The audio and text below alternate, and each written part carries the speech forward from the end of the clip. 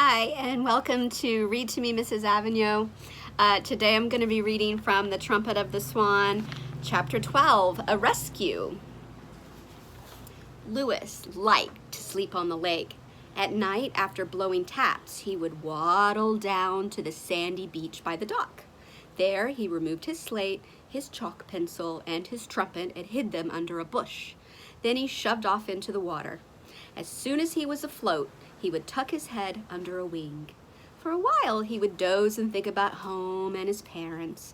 Then he would think about Serena, how beautiful she was and how much he loved her. Pretty soon, he would be fast asleep. When daylight came, he would swim ashore and eat a light breakfast of water plants. Then he'd put on his things, climb onto the flat rock, and blow reveille. The boys, hearing the trumpet, would wake and rush to the dock to swim before breakfast. After supper at night, the campers would often play volleyball. Lewis loved the game. He couldn't hop around as fast as the boys, but he could reach far out with his long neck and poke the ball into the air and over the net. It was very hard to get a ball past Lewis. He could return almost any shot. When the boys chose sides at the start of the game, Lewis was always the first to be chosen. The boys loved camp life in Ontario. They learned how to handle a canoe. They learned to swim. Sam Beaver took them on nature walks and taught them to sit quietly on a log and observe wild creatures and birds. He showed them how to walk in the woods without making a lot of noise. Sam showed them where the kingfisher had his nest in a hole in the bank by a stream. He showed them the partridge and her chicks.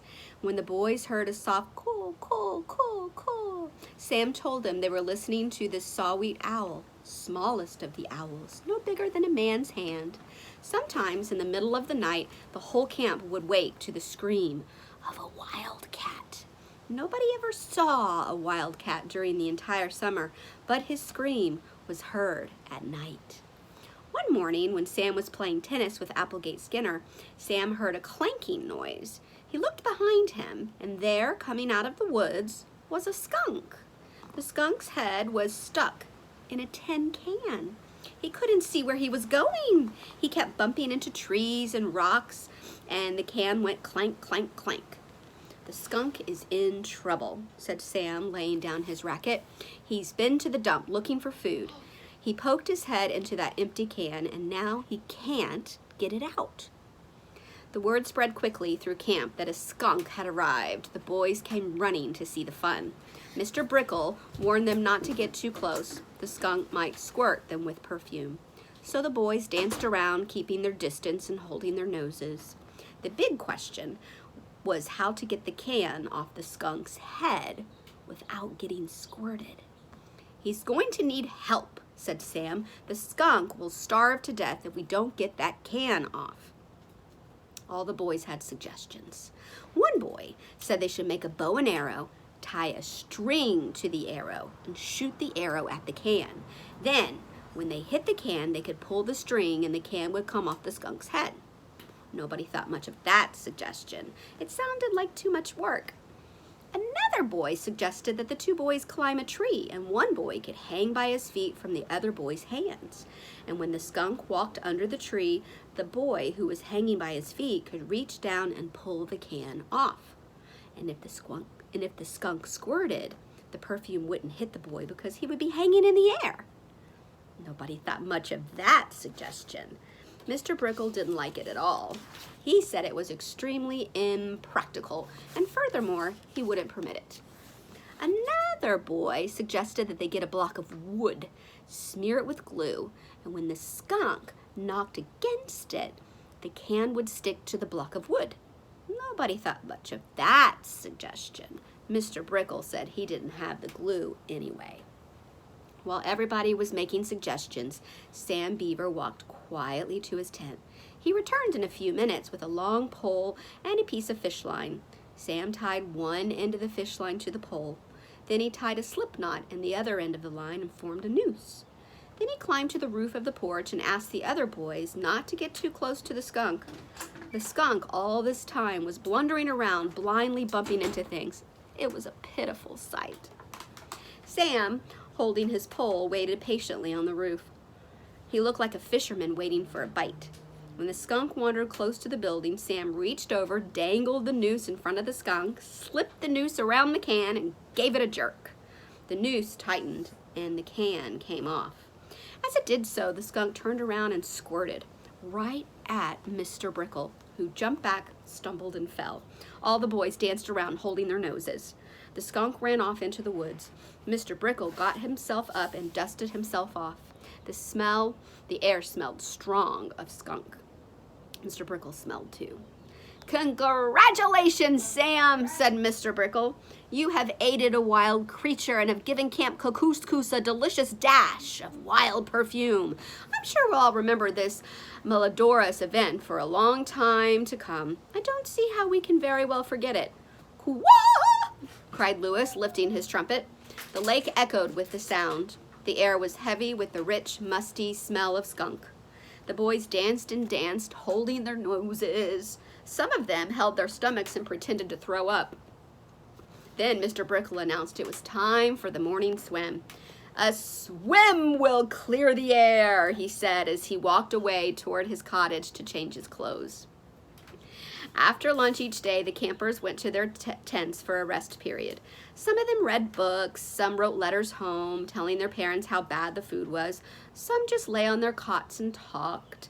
One afternoon during rest period, the boys in Applegate's tent began teasing him about his name. "Applegate Skinner," said one boy. "Where did you get such a crazy name, Applegate?" "My parents gave it to me," replied Applegate. "I know what his name is," said another boy. "Sour Applegate, Sour Applegate Skinner." The boys howled at this and began chanting, "Sour Applegate, Sour Applegate, Sour Applegate." "Quiet!" bellowed the tent leader. "I don't think it's funny," said Applegate. "His name isn't Sour Applegate," whispered another boy. "His name is Wormy Applegate. Wormy Applegate Skinner." This suggestion was greeted with screams of laughter. "Quiet!" bellowed the tent leader. "I want quiet in this tent. Leave Applegate alone." "Leave rotten Applegate alone," whispered another boy, and some of the other boys had to pull their pillows over their heads so their snickering couldn't be heard. Applegate was sore.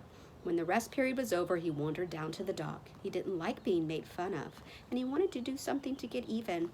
Without saying anything to anybody, he slid a canoe into the water and paddled out onto the lake, heading for the opposite shore a mile away. No one noticed him. Applegate had no business taking a canoe out alone. He had not passed his swimming test. He had not passed his canoe test. He was disobeying a camp rule. When he was a quarter of a mile from shore in deep water, the wind grew stronger. The waves got higher. The canoe was hard to manage. Applegate got scared. Suddenly a wave caught the canoe and spun it around. Applegate leaned hard on his paddle. His hand slipped and he lost his balance. The canoe tipped over. Applegate found himself in the water. His clothes felt terribly soggy and heavy. His shoes dragged him down and he could barely keep his head above water. Instead of hanging onto the canoe, he started swimming toward shore, which was a crazy thing to do. One wave hit him square in the face and he got a mouthful of water. "Help!" he screamed. "Help me! I'm drowning! It'll give the camp a bad name if I drown! Help! Help!" Counselors sprinted to the waterfront. They jumped into canoes and rowboats and started for the drowning boy. One counselor kicked his moccasins off, dove in, and began swimming toward Applegate. Mr. Brickle raced to the dock, climbed to the diving tower, and directed the rescue operation, shouting through a megaphone. "Hang on to the canoe, Applegate," shouted. "Don't leave the canoe." But Applegate had already left the canoe. He was all alone, thrashing about and wasting his strength. He felt sure he would go to the bottom and drown. He felt weak and scared. Water had gotten to his lungs. He couldn't last much longer. The first boat to get away from the dock was rowed by Sam Beaver, and Sam was pulling hard at the oars, straining every muscle. But things didn't look good for Applegate. The boats were still a long way from the boy. With the first cry of "Help!" was heard in camp, Lewis was coming around the corner of the main lodge. He spied Applegate immediately and responded to the call. I can't fly out there, thought Lewis, because my flight feathers have been falling out lately, but I can certainly make better time than those boats. Dropping his slate and chalk pencil and his trumpet, Lewis splashed into the water and struck out, beating his wings and kicking with his great webbed feet. A swan, even in summer when he can't fly, can scoot across the water at high speed. Lewis's powerful wings beat the air. His feet churned the waves as though he were running on top of the water. In a moment, he had passed all the boats. When he reached Applegate, he quickly dove, pointed his long neck between Applegate's legs, then came to the surface with Applegate sitting on his back. Cheers came from the people on the shore and in the boats. Applegate clung to Lewis's neck. He had been saved in the nick of time. Another minute, and he would have gone to the bottom. Water would have filled his lungs. He would have been a goner. Thank God, shouted Mr. Brickle through his megaphone. And here is a picture of Lewis saving Applegate. Great work, Lewis. Camp Kookooskoos will never forget this day. The reputation of the camp has been saved. Our record for safety is still untarnished. Lewis didn't pay much attention to all the shouting. He swam very carefully over to Sam's boat, and Sam pulled Applegate into the boat and helped him into the stern seat. You looked pretty funny riding a swan, Sam said, and you're lucky to be alive. You're not supposed to go out alone in a canoe. But Applegate was too scared and wet to say anything. He just sat and stared straight ahead, spitting water out of his mouth and breathing hard. At supper that night, Mr. Brickle placed Lewis at his right, in the place of honor. When the meal was over, he rose and made a speech. We all saw what happened on the lake today. Applegate Skinner broke a camp rule, took a canoe out alone and upset. He was drowning when Lewis the Swan, rapidly outdistancing all other campers, reached his side, held him up, and saved his life. Let us all give Lewis a standing ovation. The boys and the counselors stood up. They cheered and clapped and beat on 10 plates with spoons. Then they sat down. Lewis looked embarrassed. And now, Applegate, said Mr. Brickle, I hope the rescue has caused you to change your opinion of birds. The first day you were here in camp, you told us you didn't care for birds. How do you feel now? I feel sick at my stomach, replied Applegate. It makes you sick at your stomach to almost drown. My stomach still has a lot of lake water in it. Yes, but what about birds? Asked Mr. Brickle. Applegate thought hard for a moment. Well, he said, I'm grateful to Lewis for saving my life, but I still don't like birds. Really? Said Mr. Brickle. That's quite remarkable. Even though birds saved you from drowning, you don't care for birds. What have you got against birds? Nothing, replied Applegate. I have nothing against them. I just don't care for them. Okay, said Mr. Brickle. I guess we'll just have to leave it at that. But the camp is proud of Lewis. He is our most distinguished counselor, a great trumpet player, a great bird, a powerful swimmer, and a fine friend. He deserves a medal. In fact, I intend to write a letter recommending that he be given the life-saving medal. Mr. Brickle did as he promised. He wrote a letter. A few days later, a man arrived from Washington with the life-saving medal, and while all the campers watched, he hung the medal around Lewis's neck, alongside the trumpet, the slate, and the chalk pencil.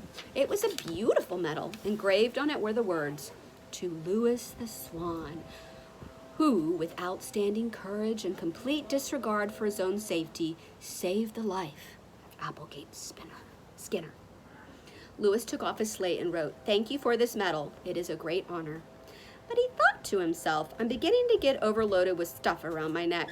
I've got a trumpet, I've got a slate, I've got a chalk pencil, now I've got a medal. I'm beginning to look like a hippie.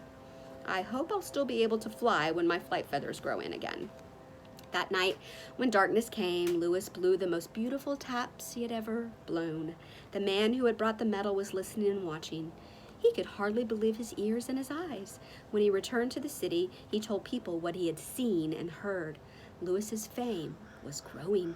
His name was known. People all over were beginning to talk about the swan that could play a trumpet. All right, thanks for listening. Stay tuned for Chapter 13, End of Summer.